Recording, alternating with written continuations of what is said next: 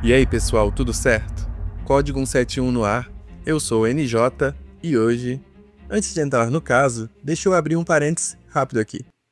Toda investigação boa deixa rastro, documento, fonte, detalhe que não cabe no áudio.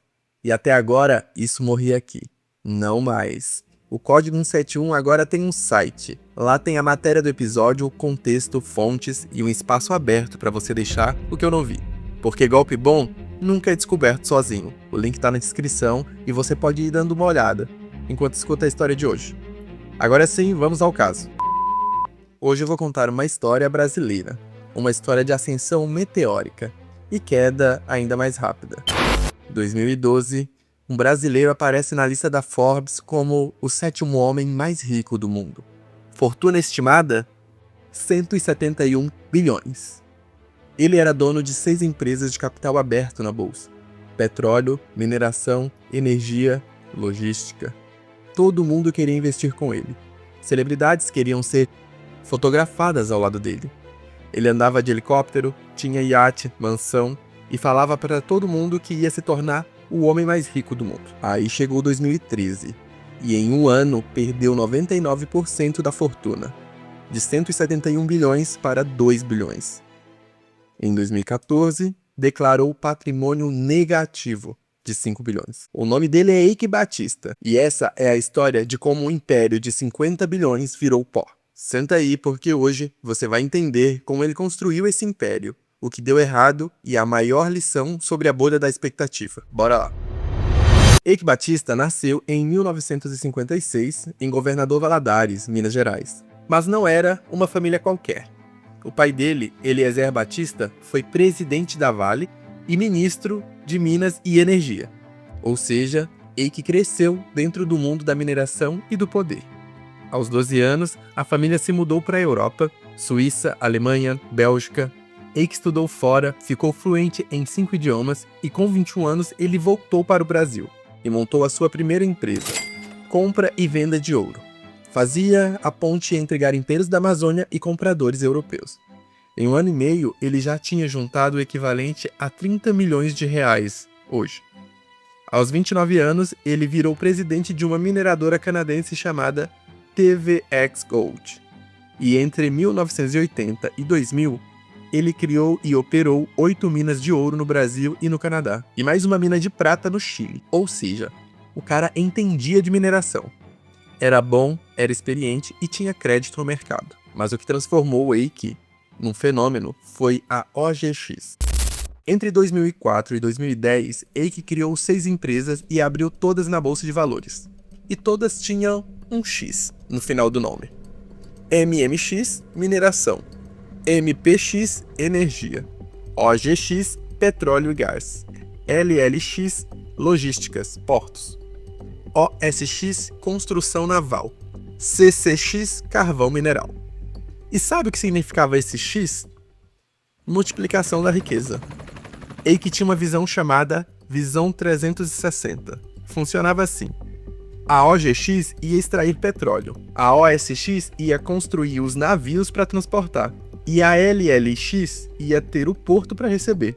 A MPX ia gerar energia para o porto funcionar. Tudo interligado, tudo dele, no papel, era genial. E os investidores acreditaram. Em 2008, a OGX fez a maior abertura de capital da história do Brasil. Captou 6,7 bilhões. Sem ter extraído uma gota de petróleo, só com uma promessa. A grande aposta de Eike era a Bacia de Campos, no litoral do Rio de Janeiro. Ele dizia que tinha encontrado reservas gigantes de petróleo, que a OGX ia produzir 750 mil barris por dia em 5 anos. Para você ter noção, isso colocaria a OGX entre as 5 maiores petroleiras do Brasil, atrás somente da Petrobras, Shell e Chevron. E os investidores compraram a ideia. As ações da OGX dispararam. Eike ficou bilionário da noite para o dia no papel. Porque a maior parte da fortuna dele estava em ações das próprias empresas. Mas tinha um problema. Desde 2009, a própria OGX já sabia que a exploração dos poços podia ser inviável. Os testes mostraram que os poços tinham muito menos petróleo do que o prometido. Mas Eike continuou vendendo a promessa e continuou captando dinheiro. E com toda essa grana entrando, Eike vivia como um rei. Helicóptero particular, iate de 50 milhões, mansão no Leblon com piscina, cinema, quadra de tênis, coleção de carros importados como Ferrari, Lamborghini, McLaren. Ele era casado com Luma de Oliveira, uma ex-modelo e musa do carnaval. Tinha 2 filhos, Thor e Olin. Sim, nome de deuses nórdicos. E Eike adorava aparecer. Entrevistas, festas, eventos, falava abertamente que ia ser o homem mais rico do mundo. E olha, isso criou uma bolha de otimismo. Todo mundo acreditava em Eike. Ninguém questionava, porque ele tinha histórico, ele tinha crédito e ele vendia muito bem. Aí chegou 2013. A OGX começou a produzir petróleo de verdade e produziu apenas 25% do que tinha prometido. Os investidores começaram a desconfiar. As ações da OGX despencaram de R$20 por ação para 50 centavos. E lembra a visão 360? Como tudo estava interligado, quando a OGX caiu, todas as outras empresas caíram junto. A OSX não tinha o que transportar, sem petróleo. A LLX não recebia nada no porto, sem produção. A MMX perdeu valor porque Eike precisava vender ações para cobrir dívidas. Foi um efeito dominó. Em outubro de 2013, a OGX deu calote de 220 milhões nos credores e entrou em recuperação judicial, com uma dívida total de 13 bilhões. Olha a velocidade da queda. Em 2012, Eike é o 7º homem mais rico do mundo, com um patrimônio de 171 bilhões. Em 2013, fortuna cai para 2 bilhões, ele perdeu 99%. E em 2014, ele declarou patrimônio negativo de 5 bilhões. Ele perdeu 169 bilhões em 2 anos. As 6 empresas do grupo perderam 14 bilhões de valor no mercado só em 2013. Milhares de investidores perderam suas economias, fundos de pensão quebraram e Eike foi indiciado pela CVM por uso de informação privilegiada, que seria que insider trading, multado em 21 milhões e em 2017 foi preso por suspeita de corrupção e lavagem de dinheiro.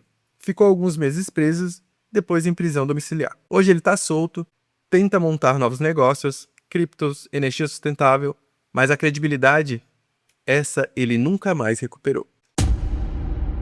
Olha, a história de Eike Batista não é um golpe clássico. Não foi pirâmide, não foi fraude premeditada. Foi bolha de expectativa. Funciona assim. Você promete algo gigante. As pessoas acreditam. As ações sobem. Você fica rico no papel. Mas, se você não entregar o que prometeu, a bolha estoura e todo mundo perde. Os erros de Eike foram: primeiro, prometeu demais. 750 mil barris por dia era irreal e ele sabia disso. 2. Acreditou na própria propaganda. Começou a achar que era invencível. 3. Interligou tudo. Quando uma empresa caiu, todas caíram. E 4. Não tinha um plano B. Apostou tudo no petróleo. Não tinha diversificação real. E a maior lição: desconfie de promessas grandiosas. Se alguém te vende um retorno garantido absurdo, se todo mundo está comprando sem questionar, se a empresa vale bilhões sem produzir nada, é bolha. E bolha sempre estoura. Esse foi o episódio 11 do Código 171, a história de Eike Batista, do 7º homem mais rico do mundo a patrimônio negativo. E se você curtiu, segue o podcast, avalia com 5 estrelas e manda para o seu amigo que investe na bolsa, porque essa história é basicamente uma aula sobre bolha especulativa.